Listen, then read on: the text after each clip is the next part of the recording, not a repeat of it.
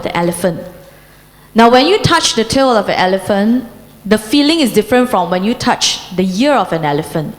And everyone have their own perspective. So when everybody have their own individual perspective, who is right? Who is telling the truth? Actually, everybody is telling the truth in their own perspective.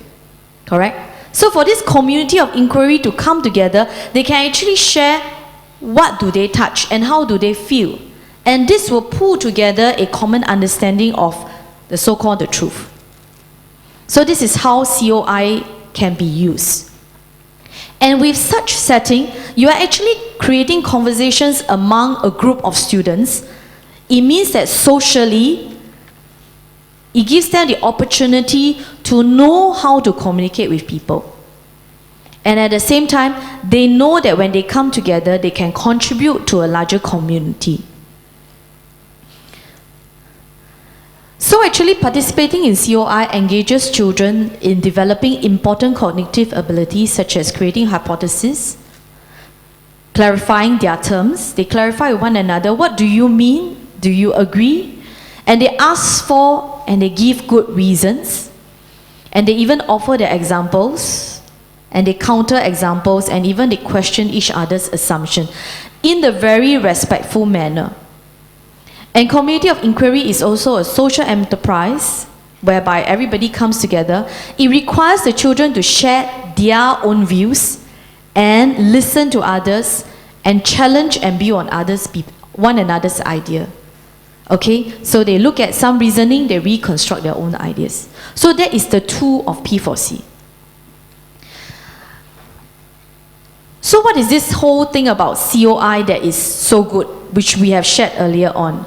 But let's swing to the other end and I think give a little bit thought about this tool that you're going to use.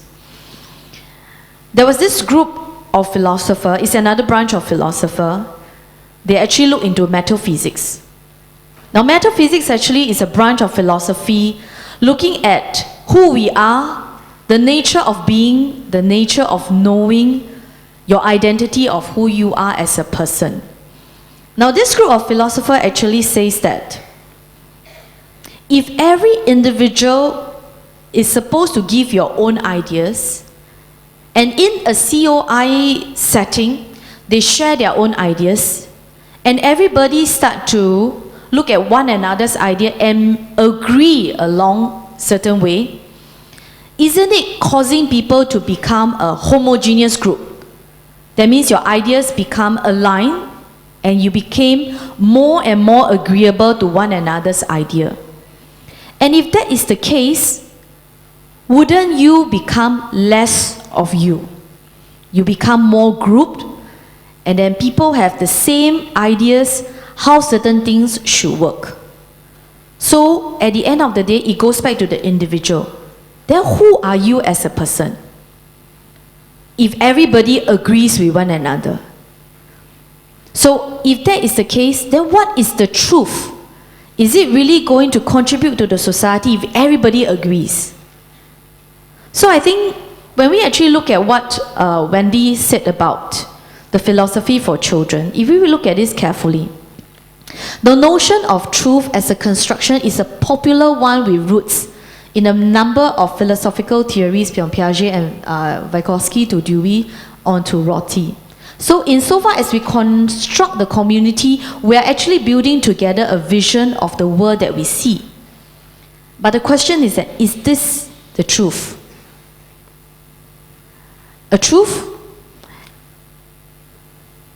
And if we craft that these are good reasons for one statement, believe as we claim, and we imply that one might offer reasons that are not so good, we're actually inviting scrutiny to the meaning of good in this context. So if you read the entire article from this person, although they agree that COI helps to build community, helps to come together to learn each other's perspective, but you may lose your individualistic. And we know that we want children to grow up being who they are, being successful in their own way. So maybe it's good to give a little thought to this tool that we use in P4C. Okay? So how does the P4C lesson looks like in a class? Now I'm going to go deeper into the classroom.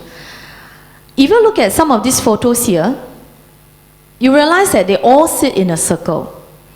And when they sit in the circle, it's very different from your traditional classroom whereby they all sit in their chair, and then they face the teacher. The teacher is a person who gives direct instructions. The teacher is the one who leads the instructions in the class.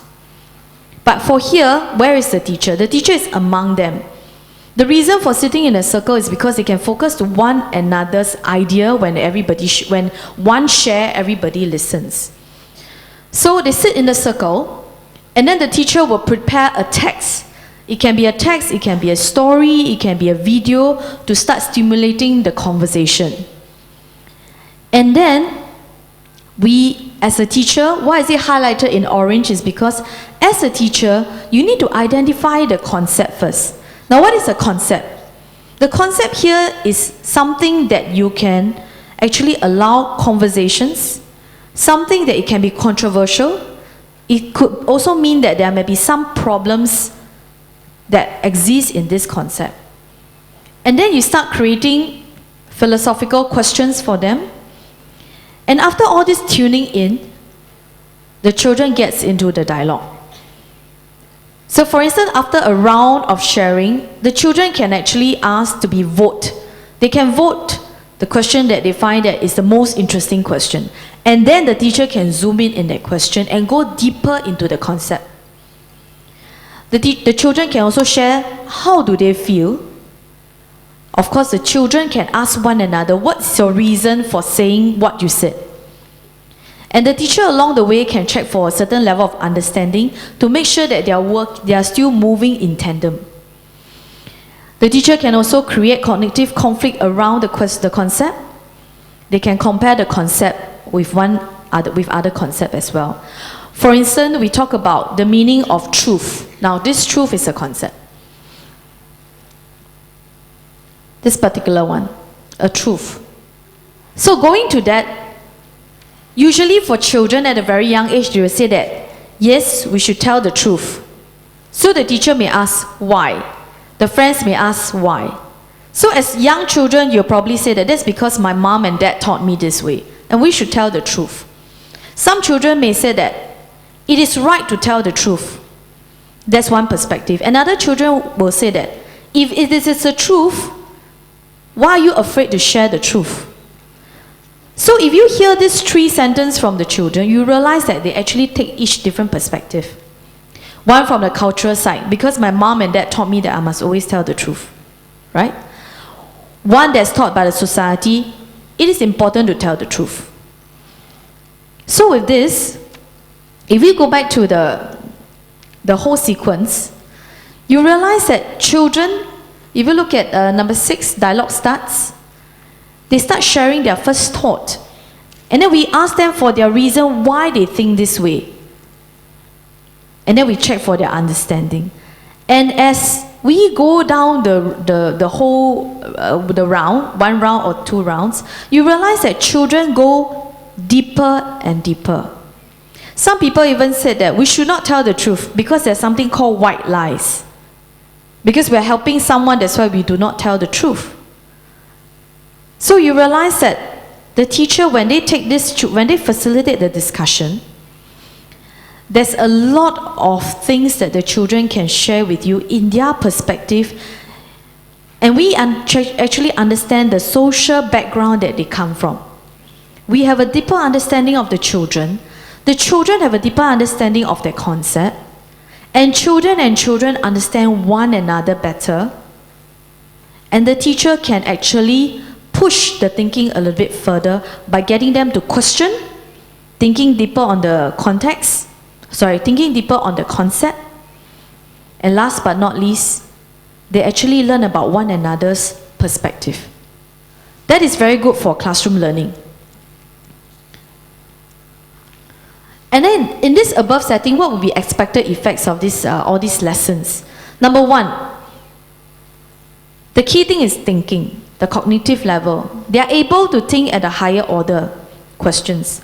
For instance, one of the lessons that I attended, they talk about love. love for family members.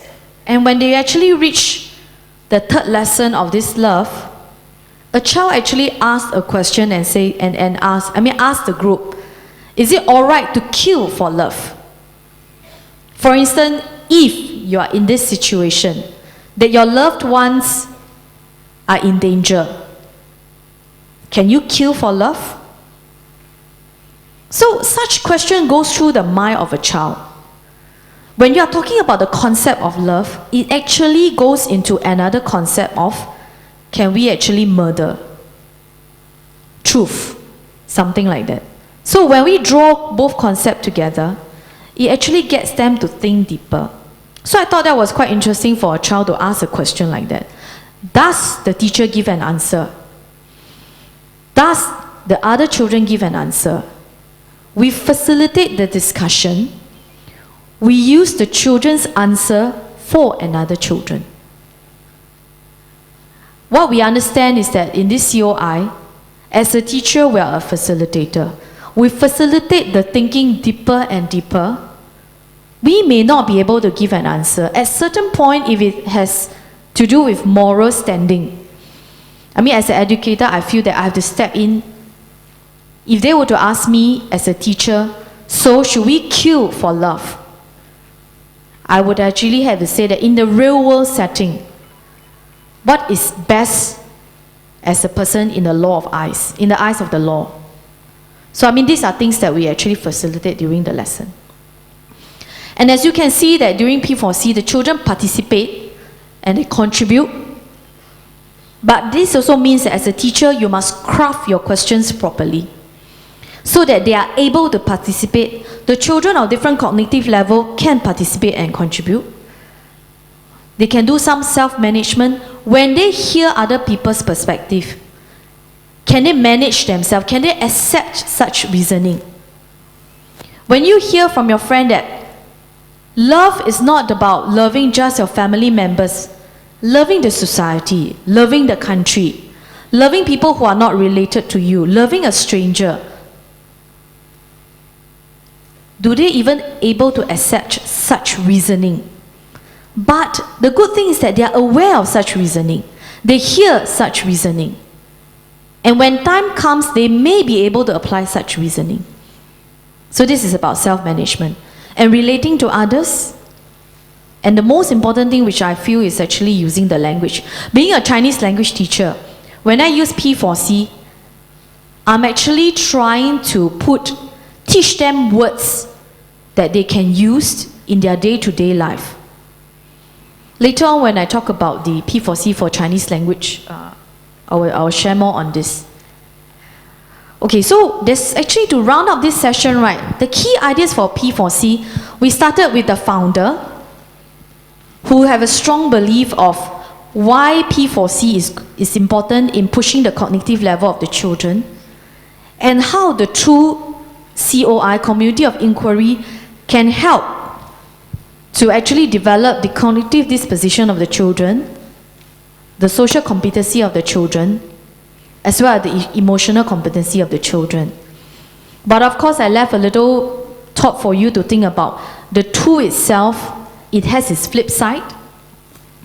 And also, what does a P4C lesson looks like?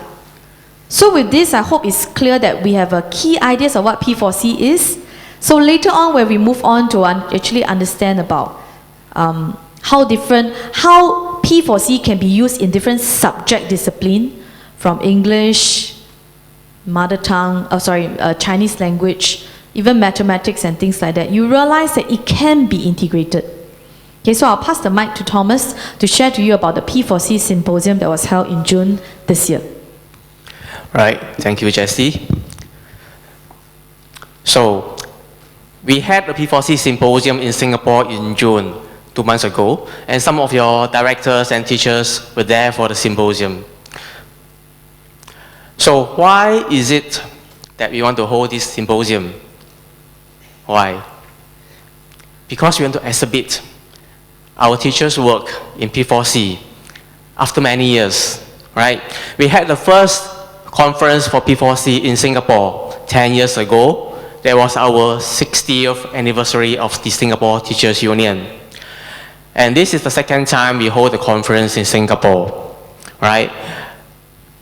And it is also to consolidate